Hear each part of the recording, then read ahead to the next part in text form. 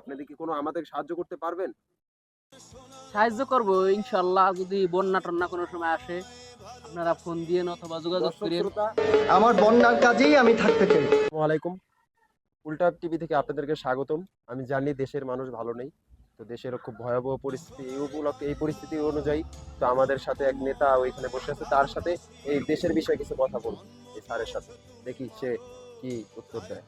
Sir, hello sir, আমরা উল্টা TV থেকে আপনাদেরকে স্বাগতম। আর দূর দূর এ কারা সাংবাদিকের সাথে কোনো কথা বলা যাবে না স্যার, একটুকু একটা শব্দ বলবো না। না। না না না, আপনার সাথে বলতে হবে স্যার। জান জান দেশের যে স্যার দেশের যে ভয়াবহ পরিস্থিতি, আপনি কিছু বলুন স্যার, নয়তো বর্তমান তো দেশের সমস্যা আছে স্যার। বর্তমান যে পরিস্থিতি এর কারণ সাংবাদিক, একমাত্র সাংবাদিকরা উল্টে পাল্টা সব পেপার পত্রিকায় ডেট ঠিক আছে, আপনাদেরকে স্বাগতম। আপনারা সব বেজাল্লা লাগান মিয়া। আপনারা সব কিছুর মূল আপনারা এই সাংবাদিকরা জানেন। ঠিক আছে, এখন স্যার মানে বিষয়টা হচ্ছে, আপনি যদি দেশের নিয়ে কিছু বলতেন, এই যে দেশের যে ভয়াবহ পরিস্থিতি, এইসব বিষয় নিয়ে আপনি একটু মুখ খুলতেন। না, সেটা বল। দেশ নিয়ে কি বলবো, দেশে তো আর কোনো বন্যা টন্যা আসে নাই না।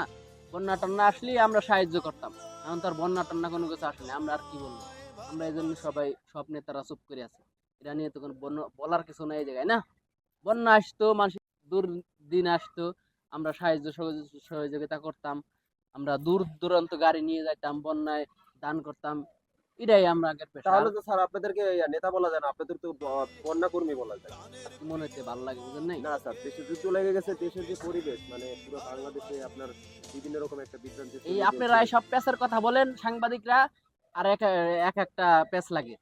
আপনারা এইসব ঝামেলার ভিতর নাই। আমি ভাই, আপনি যারা জান আপনাদের কাজ স্যার আপনারা স্যার স্যার জান। স্যার আমি কোন আপনার কথা আপনার বলতাম সাথে না, দুটো প্রশ্ন তো স্যার আপনার করতে সাথে কোন পারি কথা স্যার। বলতাম না। আমি জান, আপনি জান, আপনারা জান। এই দেশের পরিস্থিতি স্যার, আপনি পার্কে বসে হাওয়া খেতে পারেন না স্যার, এটা আপনার কোনোভাবেই কাম্য নয় আমাদের মাঝে। আপনি একজন বড় নেতা, আপনার উচিত এই দেশের মাঝে কিছু একটা আচ্ছা কাজ আমি কি করা। বলতাম, এখন কি বলতাম আপনি রাস্তায়? কিছু করে দেশের হয়ে কিছু বলেন, দেশের জন্য লড়াই করেন। হাজার হাজার সেলিব্রিটি তো তারা মাঠে নেমে গেছে স্যার। ফেসবুক বর্তমান চালাই নিয়ে দেশে এই বাইরে ছিলাম তো কিছুদিন আগে আইছি ফেসবুক আল্লাহ গেছে। স্যার আমরা আপনার এই পারিবারিক কথা নিয়ে আমরা আসি নাই স্যার, আপনি দেশের বিষয়ে কিছু বলবেন স্যার। আমরা এই কারণে আপনার এখানে আসছি, আপনি যদি কিছু বলতেন দেশের বিষয় আর কি, আপনার বিষয়ে আমরা জিজ্ঞেস করতে আসিনি স্যার। আজকে দেশের অবস্থা খুবই ভয়াবহ, বাংলাদেশে তোলপাড় হয়ে গেছে, এইসব নিয়ে আপনি যদি কিছু বলতেন। আপনাদের কি কোনো আমাদের সাহায্য করতে পারবেন? সাহায্য করব ইনশাআল্লাহ। যদি বন্যা টন্যা কোনো সময় আসে আপনারা ফোন দিয়েন অথবা যোগাযোগ দর্শক করেন। শ্রোতা, আমার বন্যার কাজেই আমি থাকতে চাই।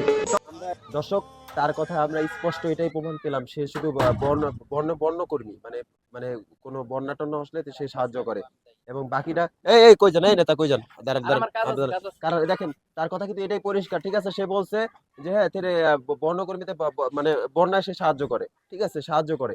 অথচ সে নিজের বিকাশ নাম্বার দেয় এবং বাকি সব টাকা মাইরা, ঠিক আছে, হালকা পাতলা কিছু সাহায্য করে। আর বাকি সব টাকা পয়সা নিয়ে লুটপাট করে নিয়ে যায় এবং ইউটিউবে বিভিন্ন রকমের বিভিন্ন প্রান্তে তিনি টাকা কামান, ঠিক আছে। আর এটাতেই তার কথা স্পষ্ট প্রমাণ পেলাম আমরা, ঠিক আছে। এরকম পাতি নেতার জন্যই আজকে দেশে এরকম অবস্থা, ঠিক আছে, দুর্দন অবস্থা। আর এই উপলক্ষে যদি মুখ খোলে তাহলে সাংবাদিক ভালো না, সাংবাদিক অমুক তমুক। তো উল্টা টিভি থেকে, উল্টা চ্যানেল থেকে মাহাদি হাসান জয়, ডেস্ক রিপোর্ট।